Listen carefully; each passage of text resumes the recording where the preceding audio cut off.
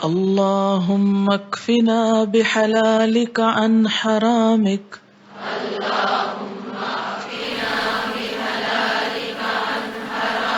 وأغننا بفضلك عمن سواك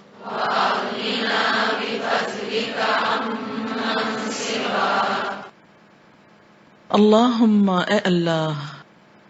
اکفنا کافی ہو جا ہم کو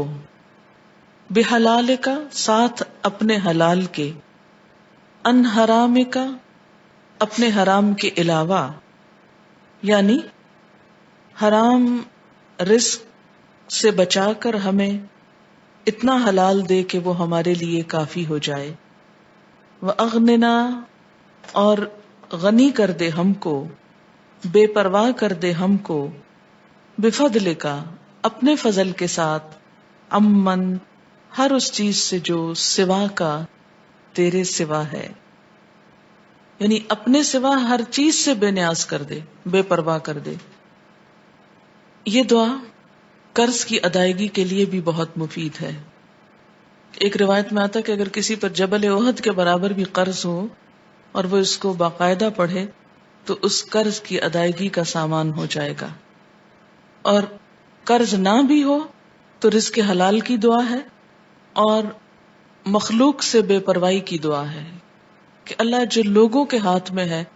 ہم اس پر ڈپینڈ نہ کریں، اس پہ نظر نہ رکھیں۔ تو اس سے آپ دیکھیں کہ انسان کے دل سے اگر لالچ نکل جائے،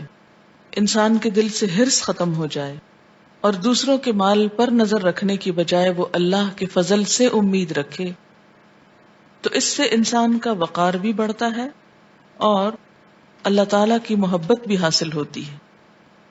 اور اس کے ساتھ ساتھ لقمہ حلال ہی انسان کی عبادت کو قبول کرنے کا ذریعہ ہے، انسان کی دعاؤں کو قبولیت بخشتا ہے۔ تو اس لیے صرف رزق کی دعا نہیں ہونی چاہیے، رزق حلال کی دعا ہونی چاہیے۔ اللہم اکفنا بحلالک عن حرامک